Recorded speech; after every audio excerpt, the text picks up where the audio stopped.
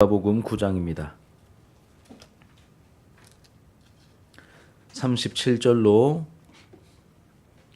45절까지 말씀 우리 한 절씩 교독하고 마지막 절은 함께 읽겠습니다. 제가 37절을 먼저 읽겠습니다. 이튿날 산에서 내려오시니 큰 무리가 맞을세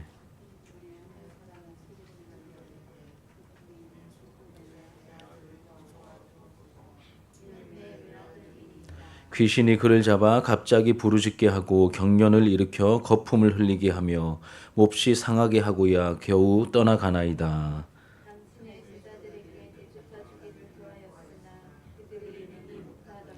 예수께서 대답하여 이르시되 믿음이 없고 패역한 세대여 내가 얼마나 너희와 함께 있으며 너희에게 참으리요 내 아들을 이리로 데리고 오라 하시니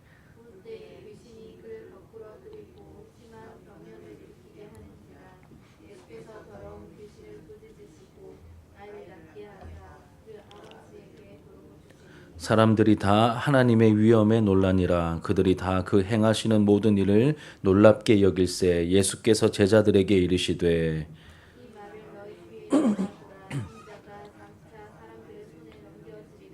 함께 읽겠습니다. 그들이 이 말씀을 알지 못하니 이는 그들로 깨닫지 못하게 숨긴 바 되었음이라. 또 그들은 이 말씀을 묻기도 두려워하더라. 아멘.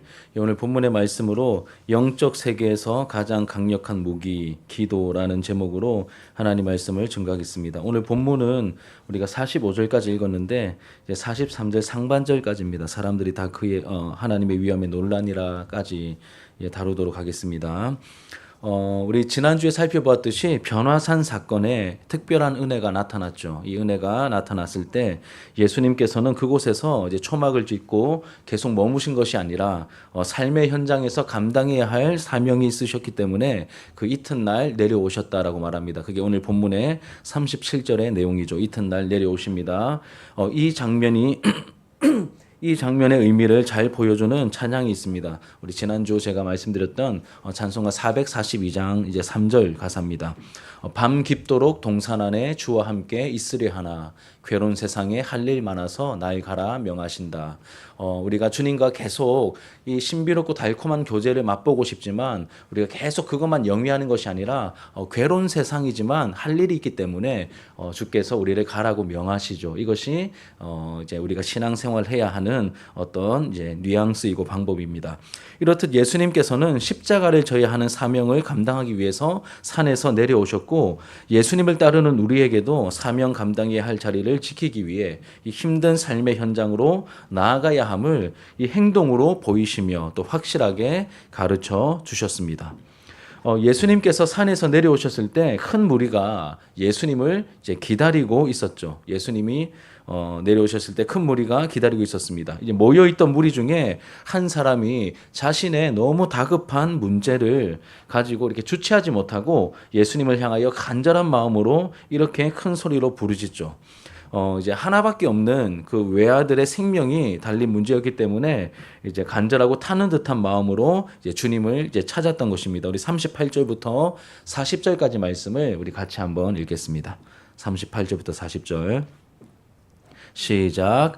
무리 중에 한 사람이 소리질러 이르되 선생님 청컨대 내 아들을 돌보아 주옵소서. 이는 내 외아들이니이다. 귀신이 그를 잡아 갑자기 부르짖게 하고 경련을 일으켜 거품을 흘리게 하며 몹시 상하게 하고야 겨우 떠나가나이다. 당신의 제자들에게 내쫓아 주기를 구하였으나 그들이 능히 하지 못하더이다. 아멘. 이 말을 들으시고 예수님께서는 이 내용을 이렇게 다 들으셨습니다. 상황 파악이 되신 예수님께서는 이제 귀신이 이제 안 나가니까 어떻게 하셔야 되겠습니까? 귀신을 꾸짖고 쫓아내셔야 되는데 귀신이 아니라 먼저 제자들의 믿음 없음을 호되게 꾸짖으십니다. 귀신이 아니라 제자들을 먼저 꾸짖으십니다. 그 후에 이제 귀신을 내쫓아 주셨죠. 그러자 이 사건을 지켜보던 사람들이 예수님의 사역을 통해 드러난 그 하나님의 위엄에 놀라게 되었다라고 말합니다. 예수님께서 귀신 들린 사람에게서 이 귀신을 내쫓아 주시는 오늘 말씀을 통해 우리에게 가르쳐 주시는 이 영적 세계에 대한 좀 실질적인 교훈 세 가지를 우리가 함께 좀 나누려고 합니다. 저와 여러분들이 신앙생활 하는데 아마 이제 도움과 유익이 될 줄 믿습니다. 이 첫 번째 내용은 무엇이냐면 오늘 말씀은 영적 세계가 실제로 존재한다는 것을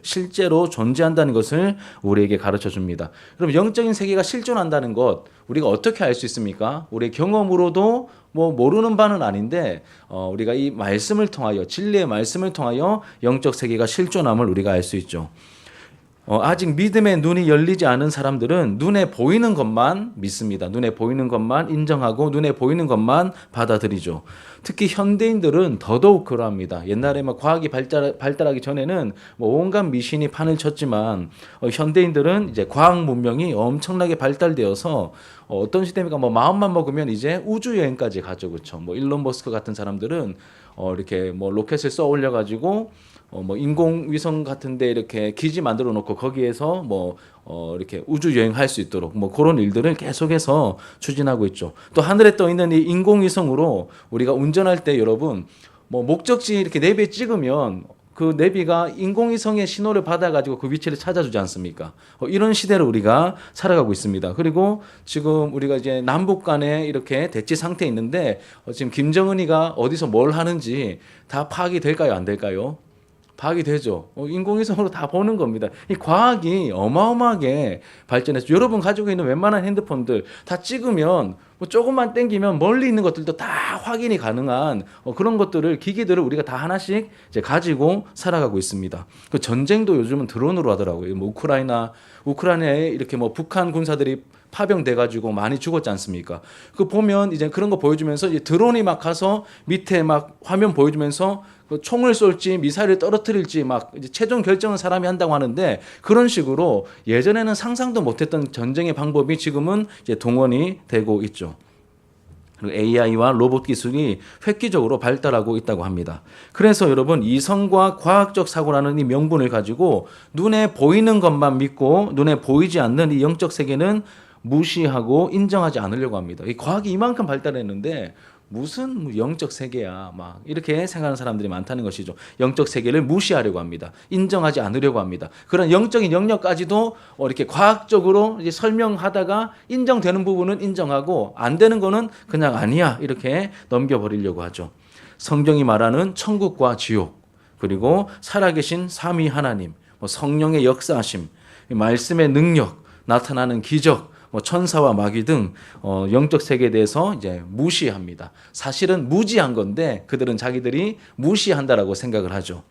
하지만 진리의 말씀인 성경은 우리에게 분명히 가르쳐 주십니다. 하나님께서 온 세상을 창조하셨습니다. 다 알고 있죠, 그렇죠? 하나님께서 세상을 창조하셨는데 골로새서 1장 16절 보면 눈에 보이는 세계와 눈에 보이지 않는 세계까지 창조하셨다고 말씀합니다. 한번 읽어볼게요. 1장 16절 골로새서 시작. 만물이 그에게서 창조되되 하늘과 땅에서 보이는 것들과 보이지 않는 것들과 혹은 왕권들이나 주권들이나 통치자들이나 권세들이나 만물이 다 그로 말미암고 그를 위하여 창조되었고 어떻게 하는데 만물입니다. 만물이 다 그로 말미암고 그를 위하여 그러니까 창조물들이 목적이 있습니다. 누구를 위하여 창조되었습니까? 여기서는 하나님이신데 그리스도입니다. 제가 그리스도에 대해서 왕이신 그리스도에 대해서 설명하면서 요 구절 인용했죠. 그렇죠? 하늘에 있는 것들 이렇게 보이는 것들 보이지 않는 것들 왕권들 주권들 통치자들 권세자들 만물이 다 그로 말미암고 그를 위하여 이 그리스도를 위하여 존재하고 있다.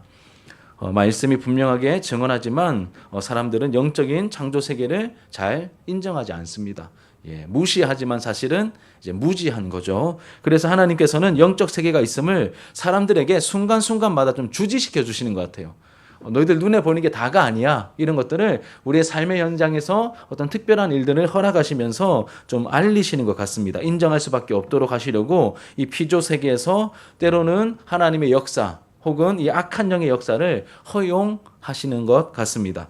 특히 귀신이 발악하는 장면을 묘사한 오늘 본문의 39절 말씀을 읽고 묵상하면서 이 영적인 세계가 실제하며 악한 영들이 역사하고 있음을 우리가 깊이 느낄 수 있습니다. 그럼 악한 영들이 있을까요? 없을까요? 있죠. 그렇죠.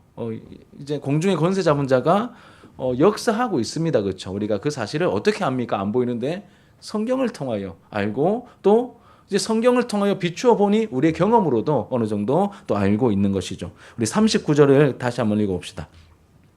39절 시작. 귀신이 그를 잡아 갑자기 부르짖게 하고 경련을 일으켜 거품을 흘리게 하며 몹시 상하게 하고야 겨우 떠나가니라. 아멘. 예.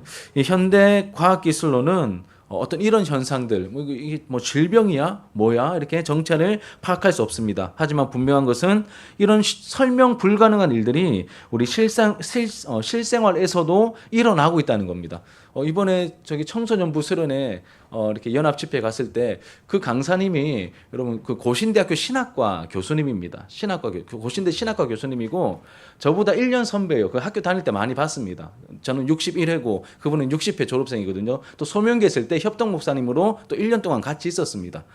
근데 그분이 그런 분이 아니거든요. 뭐 영적인 세계에 밝거나 이러면 공부 어마어마하게 많이 서울대 출신에다가 뭐 아무튼 간에 그분 좀 천재거든요. 외국 이제 고전 언어도 너무 잘하시고 여하튼 그런데 그런 분이 아닌데 설교하시는데 제가 들었던 그 내용 이제 마지막 날 많은 내용 중에 하나가 뭐냐면 이 영적인 세계 자기가 집회하는 중에 나타났던 귀신 들린 한 아이 한 여학생에게서 귀신을 쫓아내주는 어떤 그런 이야기를 이제 본인이 이렇게 하시더라고요. 실존합니다. 악한 영의 역사는 지금도 실존하고 있고 그리고 이런 것을 통하여서 우리에게 이제 알려주시는 것이죠. 오늘 본문의 역할도 그러하죠. 영적 세계가 실제함을 우리에게 가르쳐 줍니다. 눈에 보이는 게 다가 아니다. 이것을 우리에게 알려주십니다. 이게 첫 번째 교훈입니다. 이게 너무 당연한 건데 여러분 이거 모르시는 분들은 이런 말씀을 통하여서 이런 것 하나하나씩 배워가시거든요. 아, 영적인 세계가 있구나. 영적인 존재가 있구나. 그들이 일으키는 역사가 있구나. 이것을 우리가 배우게 된다는 겁니다. 우린 다 아는 내용이지만 본문이 말하니 우리가 같이 한번 짚고 넘어갑니다. 자, 두 번째 내용은 말씀이 가르쳐주는 영적 세계에 대한 두 번째 내용은 영적 세계의 지존자가 예수님이심을 우리에게 알려줍니다. 다시 말씀드립니다. 이 영적 세계의 지존자가 예수님이심을 확실히 가르쳐주죠. 이런 정보도 이런 영적인 교훈도 어떻게 보면 다 알고 있는데 실제 그 상황에서 우리가 만나게 되면 굉장히 중요한 정보입니다. 굉장히 너무나 중요한 이제 말씀인 것이죠. 이 말씀이 있으면 담대하게 싸울 수 있고 이 말씀이 없으면 헤매는 겁니다. 헤매는 거죠. 정말 중요한 내용입니다. 영적 세계의 지존자가 예수님이시다. 우리 42절부터 43절 상반절까지 같이 한번 읽겠습니다. 시작.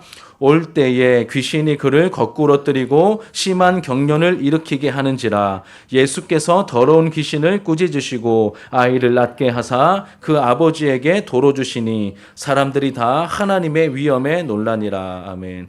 귀신이 그 아이를 거꾸러뜨리고 심한 경련을 일으키게 했다라고 말합니다. 예수께서 그 더러운 귀신을 꾸짖으십니다. 그리고 아이를 낳게 하시죠. 그 아버지에게 도로 주고 사람들이 다 하나님의 위엄에 놀란다. 여러분 최후의 순간까지 이 귀신이 어떻게 합니까? 발악을 하죠. 그렇죠? 막 발악을 하고 있습니다. 이런 표현 들어보셨죠? 물귀신 작전이라고. 예, 물귀신 작전. 끝까지 물고 늘어지는 것을 우리가 소위 물귀신 작전이라고 하는데 여기서도 이 귀신이 악한 영이 그 아이를 예수님 앞에서 예수님이 떠나라고 했는데 그냥 가는 게 아니라 끝까지 이 아이를 물고 막 안 놔주려고 막 발악을 하는 이 모습이 저는 굉장히 인상적으로 다가왔습니다. 야, 이 귀신 쫓아낼 때 이렇게 발악을 하는 게 예수님께서 쫓아내실 때도 이렇게 발악하면 물론 우리 안에 예수가 계시고 또 우리가 예수의 권위를 가지고 쫓아내겠지만 이런 일들은 우리가 또 각오하면서 이 축사 사역을 해야 되겠죠. 하지만 결국 이 영적 세계의 지존자이신 예수님의 꾸짖음 앞에 한 길로 왔다가 7길로 떠나가듯이 이렇게 결국은 도망가는 쫓겨나는 역사가 나타나게 되죠. 이 간단한 내용을 통해서 우리는 영적 세계에 대한 소중한 두 번째 교훈을 깨닫게 됩니다. 무엇입니까? 적들이 아무리 강해 보이고 적들이 아무리 용해 보여도 영적 세계의 지존자는 누굽니까? 루시퍼가 아니라 예수 그리스도라는 것입니다. 그 귀신의 세력이 막 떼거지로 몰려있다 할지라도 영적 세계의 지존자는 예수 그리스도라는 것을 우리에게 알려주십니다. 여러분, 오늘도 우리가 기도하러 왔습니다. 오늘도 우리가 무엇을 의지해야 될까요? 내 기도빨이나 내 컨디션이나 내 공로를 의지하는 것이 아니라 지존자 되신 예수 그리스도의 이름을 의지할 때 이 보이지 않는 이 영의 세계가 여러분 평정될 것입니다. 이 믿음이 있으셔야 돼요.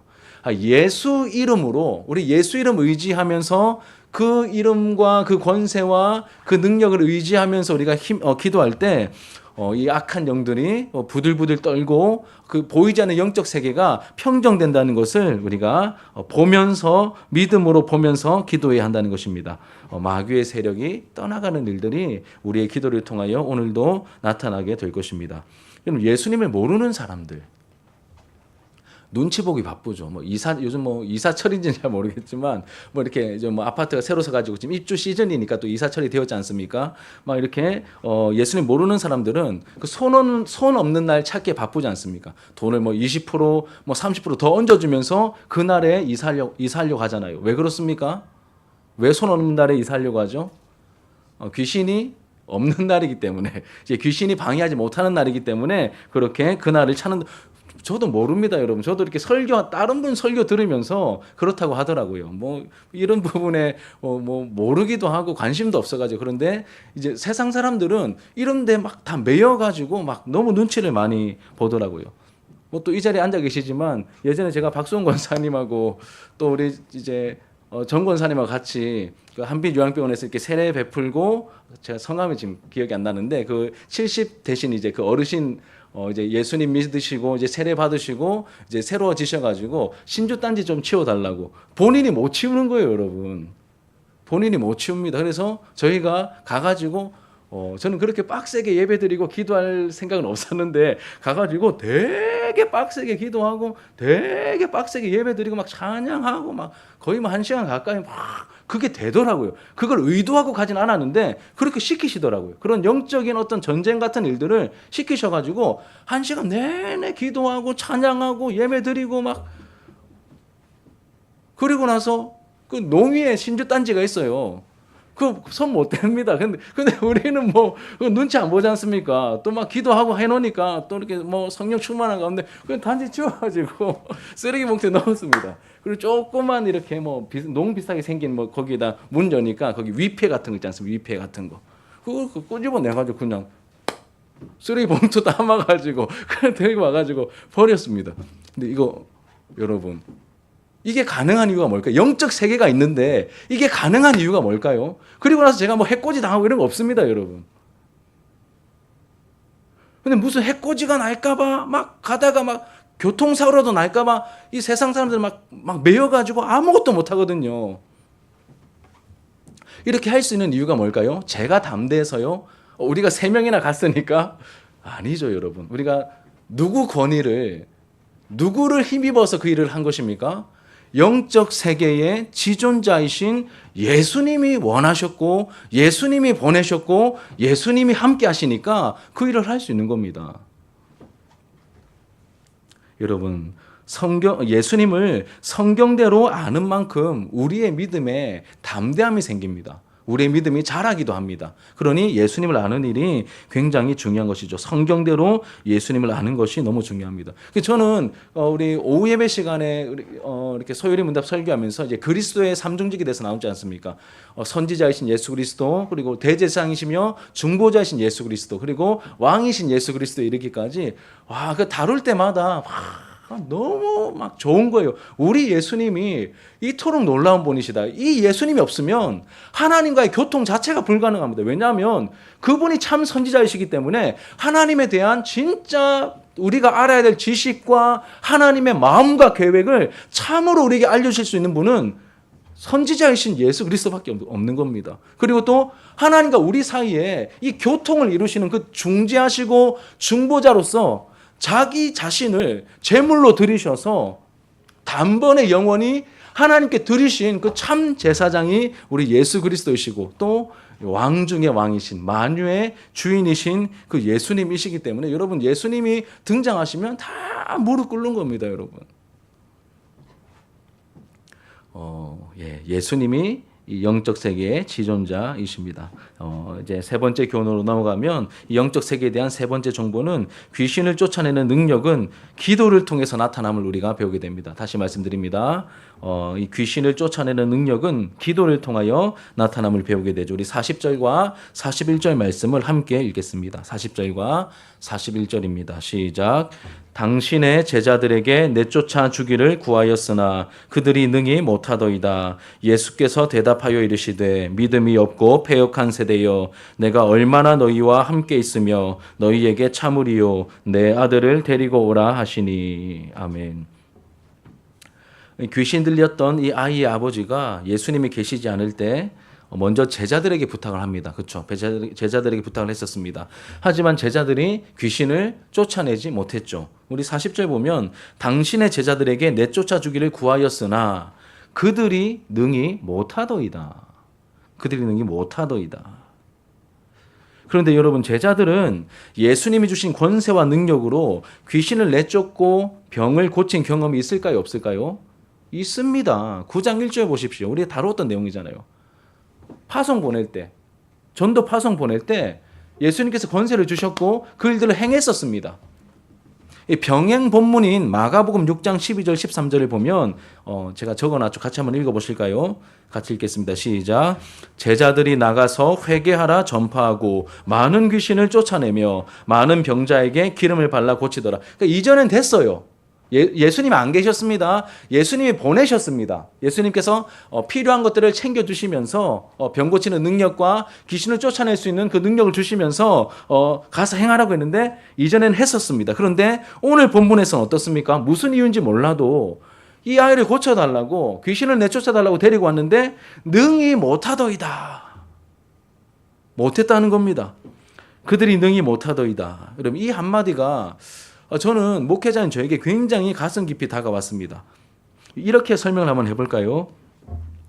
예수님을 모르는 이 세상 사람들이 아이가 자꾸 시름시름 말라가고 이상하게 설명할 수 없는 뭔가에는 말라가고 죽어가는데 설명할 수 없는 뭔가 병에 걸린 것 같아요. 육신의 질병은 아닌 것 같고, 소위 말하면 뭐 신병이라고 하죠. 뭐 귀신병. 이렇게 뭔가 설명할 수 없는. 그래서 이 세상에서 해결이 안 되니까 교회 가면 해결이 된다더라. 이 소문을 듣고 교회 데리고 왔습니다. 그 기대감을 가지고 교회 찾아왔는데, 그런데 그 교회에서도 예전에는 그런 일들이 막 10년 전, 20년 전에는 권사님들하고 목사님하고 같이 막 기도하면서 쫓아내고 했었는데, 한 20년 지난 다음에 오랜만에 이 일이 생겼는데 안 되는 거예요. 지금 제가 가정을 하는 겁니다. 이제 안 된다고 한번 가정을 해보시죠. 지금은 능히 해결하지 그럼 못하는 모습. 이전에는 했었는데, 이전에는 나타났었는데 지금은 안 되는 이 모습. 이게 오늘 본문의 상황이지 않습니까? 그럼 찾아간 당사자는 얼마나 실망스러울까요? 아니, 쟤네들은 된다고 해서 왔는데, 과거에는 됐다는데 지금은 안 되네. 얼마나 실망스럽겠습니까? 또 아무런 능력 없음으로 인해 세상에 조롱당하는 그 모습 생각하면 교회가 얼마나 또 초라하고 비참해질까요? 그냥 묵상만 했을 뿐인데 굉장히 좀 마음에 좀 이렇게 안타까움과 뭔가 좀 초라하고 비참함이 좀 마음에 좀 깊이 와닿습니다. 여러분, 이 제자들이 좀 쪽팔리지 않았을까요? 아예 처음부터 경험이 없으면 좀 덜할 것 같은데 예전에 얼마 전엔 됐거든요. 근데 지금 안 되는 거예요. 얼마나 부끄러웠을까요? 속된 말로 얼마나 쪽팔렸을까요? 그런데 사람들의 조롱보다 훨씬 더 좀 심각하게 다가온 것은 예수님의 호된 꾸지람 같습니다. 원래 잘 꾸짖고 원래 험악한 사람이 꾸지라면 별로 충격이 없습니다. 그런데 예수님은 안 그렇지 않습니까? 웬만해서는 다 안아주시고 받아주시는데 이 장면에서는 호되게 꾸짖으시죠. 그래서 좀 더 큰 충격으로 와닿을 것 같습니다. 우리 41절 보시면 믿음이 없고 패역한 세대여 내가 얼마나 너희와 함께 있으며 너희에게 참으리요 내 아들을 이리로 데리고 오라. 믿음이 없고 패역한 세대여 내가 얼마나 너희와 함께 있으며 너희에게 참으리요. 복음서 어디를 보아도 예수님께서 사역의 결과를 놓고 꾸짖으신 적은 없습니다, 여러분. 예수님께서 제자들을 호되게 꾸짖으셨던 경우가 복음서 보면 몇 번 나오는데 공통점이 뭔지 아십니까? 항상 믿음 없음을 꾸짖으십니다. 너희들 왜 사역을 요따구로 했냐?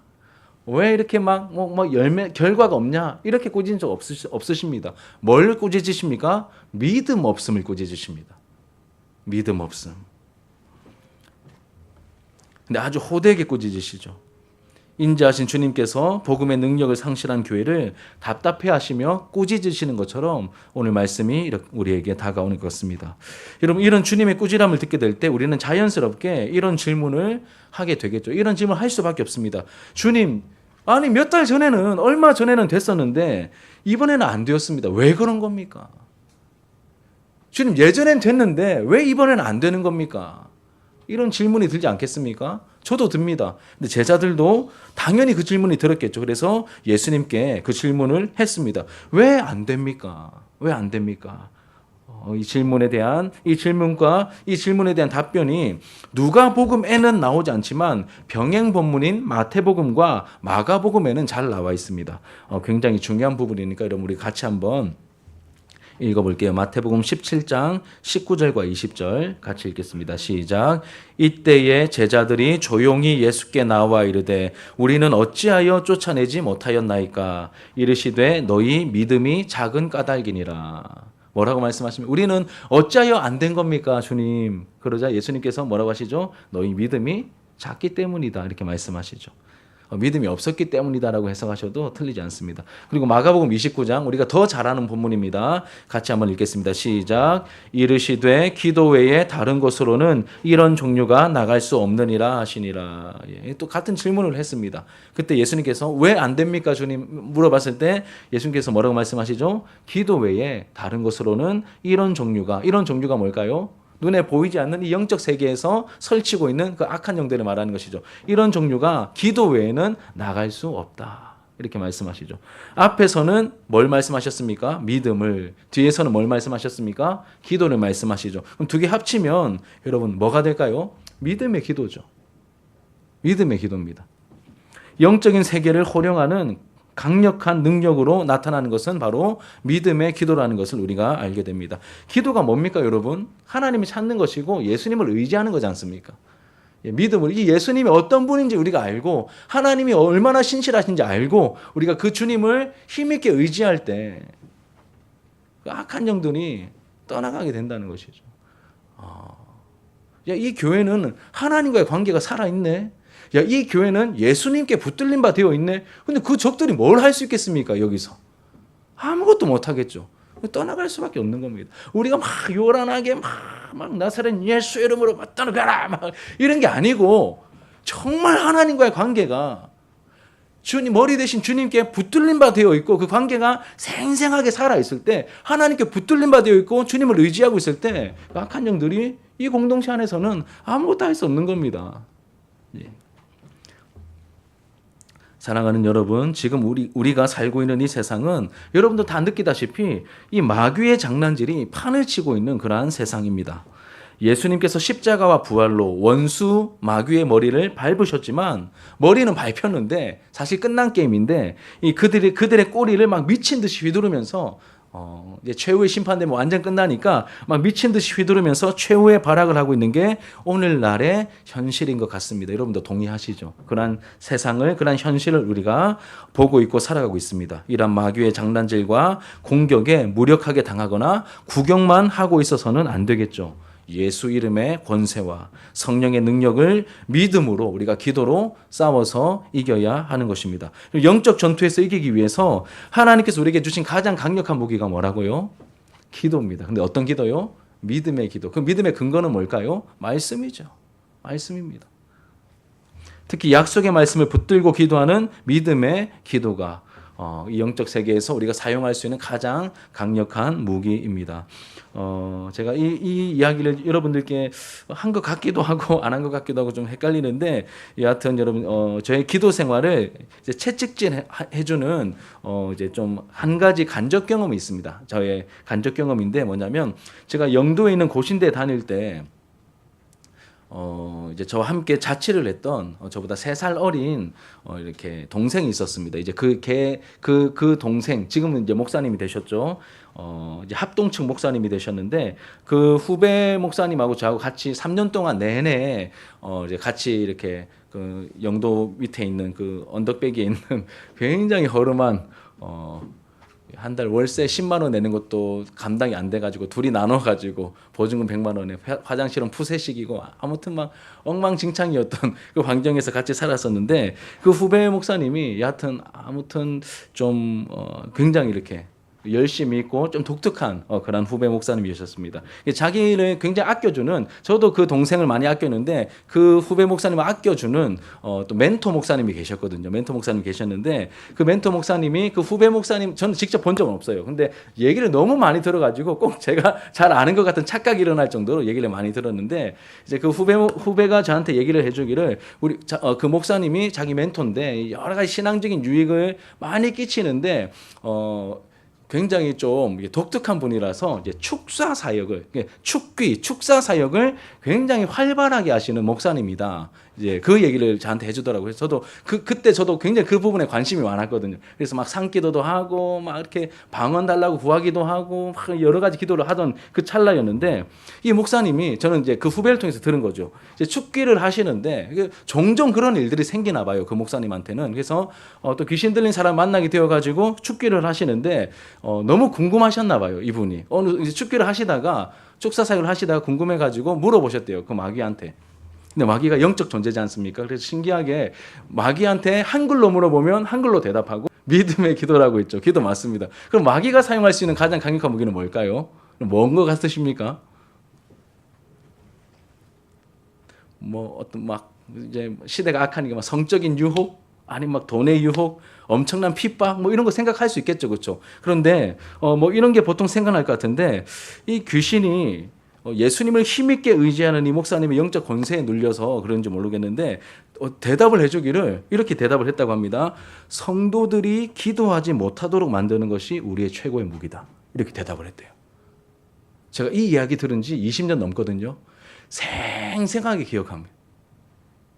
제가 기도의 은혜를 경험한 이후부터 그리고 이 후배를 통하여서 이 이야기를 이 간접 경험을 하고 난 이후부터 제가 기도할 때마다 어떨 때는 정말 막 지치기도 하고 어떨 때는 정말 컨디션이 안 좋기도 하고 때로는 어떨 때는 너무 아프기도 하고 여러 가지 상황이 나에게 닥치는데 그럴 때마다 그나마 꾸역꾸역 하나님 앞에서 기도하는 그 자리를 지키게 만들어준 기둥 같은 어떤 메시지가 이 이야기입니다. 기도 안 하는 거는 내가 기도 안 하는 게 아니라 마귀가 사용하고 있는 그 영적인 공격에 내가 당하는 거구나 라고 하는 것이 성경에는 그런 내용이 명시적으로 나와 있지 않지만 납득이 되더라고요. 성경 전체의 어떤 내용들을 봤을 때 충분히 설득력 있고 납득이 되는 이야기지 않습니까? 여러분도 납득되지 않으십니까? 마귀가 사용할 수 있는 가장 강력한 무기가 우리 성도들이 기도 못하게 만드는 것. 또 한 가지 더 있겠죠. 뭘까요? 말씀 듣지 못하게 만드는 것이겠죠. 사랑하는 여러분, 기억하시길 바랍니다. 기도 외에는 다른 것으로 이런 종류가 나갈 수 없다라고 말씀하십니다. 영적 세계를 활용하기 위해서는 예수를 의지하며 기도하는 것 외에 여러분 다른 방법이 없습니다. 기도 외에는 이런 유가 나갈 수 없다라고 누가 말씀하셨습니까? 영적 세계의 지존자이신 예수님이 주신 유일한 방법이거든요. 특히 약속의 말씀은 우리에게 믿음을 불러일으키죠. 믿음은 들음에서 납니다, 여러분. 말씀 없이 믿음이 생길 수 없습니다. 복음의 말씀, 즉 예수님의 십자가에서 확증된 하나님의 사랑을 들을 때 그 사랑이 믿어지고 나에게 다가와서 그 사랑에 우리가 감격하게 되고 그 사랑에 사로잡힌 바 되지 않습니까? 그 하나님의 사랑에 사로잡힌 바 됩니다. 하나님의 사랑이 막 부어지는 거예요. 이 막 사랑이 느껴지고 사랑이 와닿고 하나님과의 관계가 생생하게 살아있으니 마귀가 아무것도 못하지 않습니까? 그러니까 이 교회는 하나님과의 관계가 예수님께 붙들린 바 되어 있구나. 이것을 그들이 깨닫고 어떻게 할까요? 떠나간다니까요. 우리가 특별히 막 떠나갈지어다 막 때로는 이런 기도도 해야 되겠지만 꼭 그게 아니더라도 우리가 하나님의 말씀을 사모하고 사랑하면서 이 하나님을 알게 되고 또 기도하는 가운데 이 살아있는 관계가 유지되고 있다면 약한 영들이 떠나가게 된다는 것이죠. 찬송가 202장 5절 보면 여러분 제가 적어놨죠. 주 예수 날 사랑하시오니 그 다음에 5절 뭘까요? 마귀가 놀라서 물러가네 이겁니다.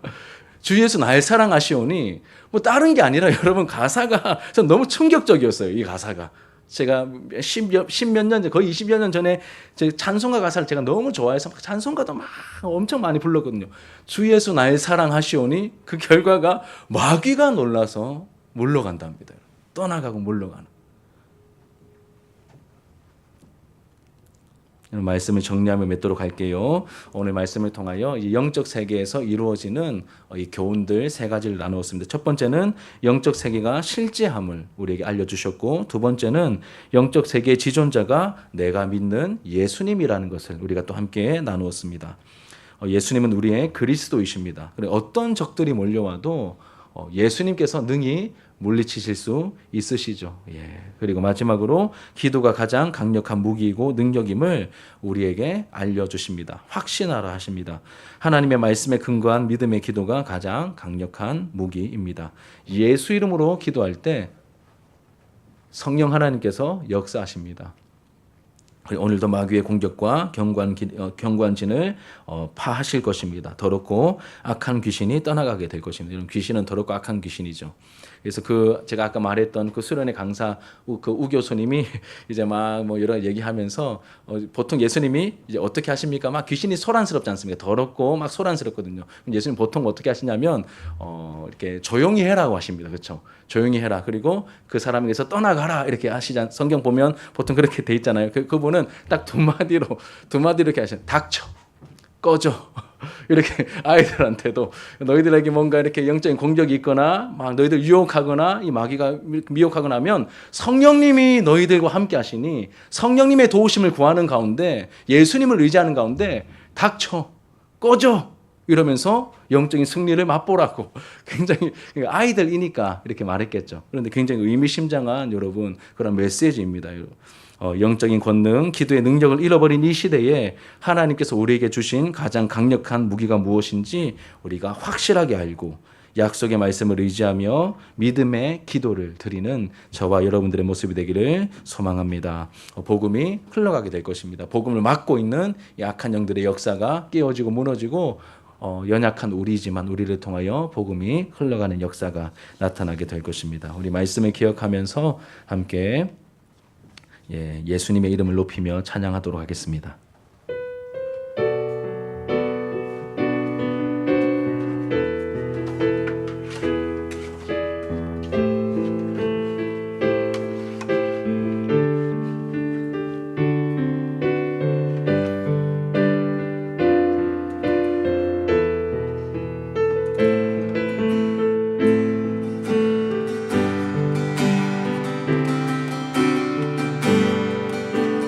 많은 무리들 줄지어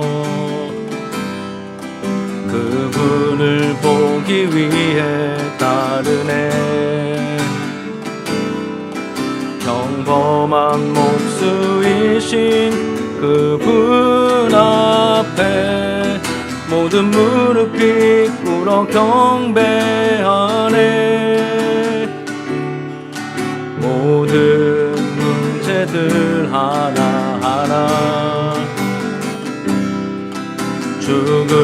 죽음까지도 이를 잃고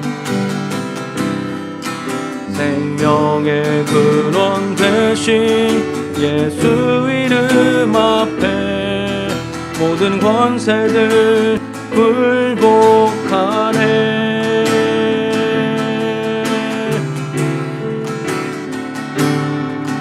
예수 이름 높이세.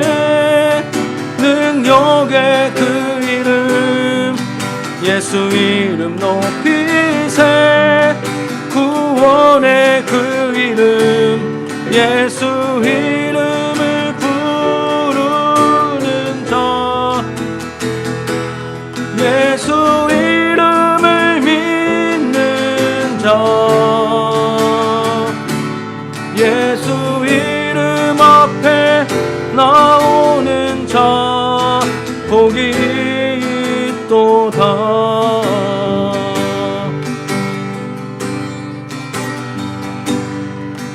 나의 계획이 실패하고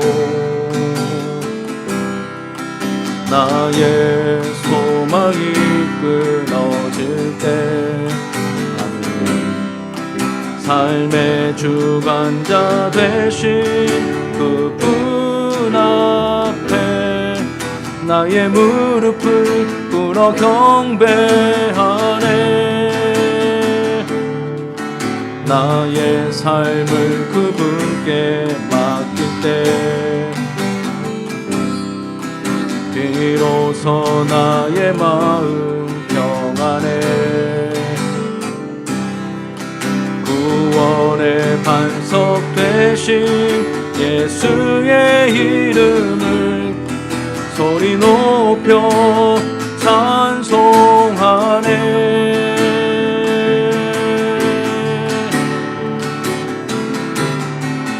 예수 이름 높이세.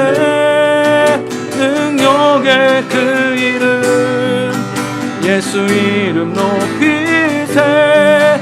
구원의 그 이름 예수 이름을 부르는 자 예수 이름을 믿는 자 예수 이름 앞에 나오는 자 복이 있도다. 예수 어린 양 존귀한 이름 예수 어린 양 존귀한 이름 아멘. 예수 어린 양 존귀한 이름 약할 때 강함 대신에 약할 때 강함 대신에 나의 보배가 되신 주 나의 모든 것 주 안에 있는 보물을 나는 포기할 수 없네. 주 나의 모든 것 예수 어린 양 존귀하니 예수는 어린 양 예수 어린 양 존귀한 이름 십자가 죄 사셨네. 십자가 죄 사하셨네. 주님의 이름 찬양해. 주 나의 모든 것 쓰러진 나를 세우고 나의 빈잔을 채우네. 주 나의 모든 것 예수 어린 양 존귀한 이름 예수 어린 양 존귀한 이름 마지막으로 예수 어린 양 존귀한 이름 예수